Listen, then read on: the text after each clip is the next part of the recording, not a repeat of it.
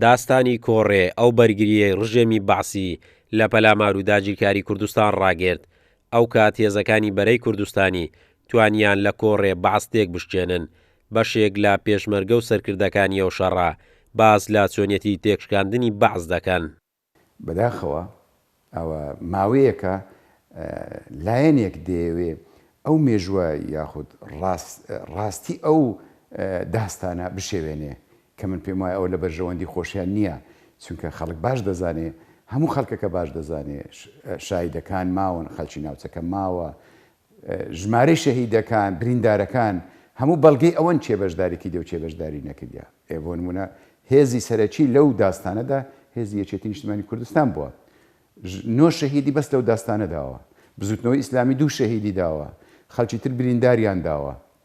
پارتیش بەشدار بووە، بەڵام بەمانەوە نییە پارتی بێ ئەو داستانە بکاتی خۆ لەبەری کۆنتترۆلی ناوچەکە ئەکە یاخود ناوچەکە لە ژێدەستی ئەودایە یا لە مەسیف نزیکە پێی وایە ئەو کردوێتی. ئەوە بەڕاستی شێواندنی ئەو ڕاستیانە بۆ خۆشیان باش نییە.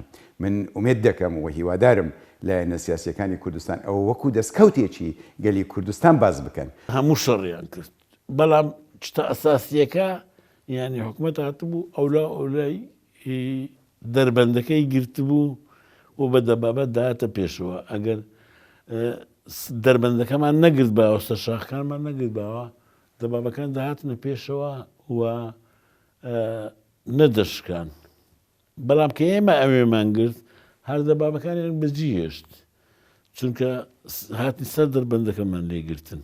بێگومان ئەو 3 دەبابە 4 دەبابە لەگە چەند مدەڕعاک هاتبوونە پێشەوە، هیچکەشیان لە دواوە، چونکە دوایە کە ئێمە شکانمانن و پێشمەرگەمان ناردە خوارێ لە بۆ ناو کۆڕێ هجووم بکەن و ئەوە بکەنێ، یعنی زیاتر لە 30 دەبابەی لێبوو. لە ماوەیەکی کەم تواندرا ئەو هێرشەی بەعستێک بشکێندرێت کە لە کۆڕێەوە دەیویست بەرەو شەقڵاوە بڕوات. ئەو پێشمەرگانەی بەشداریان لە شەڕی کۆڕێ کردووە باس لە ڕاستی و دروستی بەشداریکردنی ئەو هێزانە دەکەن کە لە شەڕی کۆڕێ بەعسیان تێکشکاند. کاتە برێن کە دەی بۆ هەولێرا بەدەست سەپای مەلەگەرێکی نیشتیمانی کوردستان و زەحمەت کێشان ناکەتین ئەم قۆڵەیە بەرامبەرمان هێزی تر بوو. دەرگیرا بەس دواتر حکوومەتی عێراقا لەو بەراسەر کەوت، دواتر بروسکە کرا هێزێکی قووەتێککە لە شەقڵاوە هادە دەرگیرایەوە.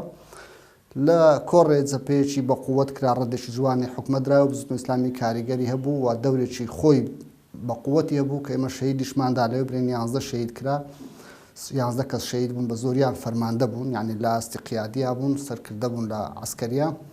ئەوە ئێمە شەهید مامۆستا عومەر جێ ئەندام هێز بوو ئەو کاتەیە، کاک محەممەد عوسمان شەهید بوو و بریندارێکمان بوو کاک قاسم. 37 کەس بریندار بوون، بریندارەکان ناگوترێ برێ هەندێک بەس بە زۆریان لە هێزی یەکێتی نیشتیمانی کوردستان نبوون و شەهیدەکانیش 11 کەس بوو، دویانی ئێمە بوون، نوێیانی یەکێتی نیشتیمانی کوردستان بوو، هێزی تر شەهیدی نەبوو.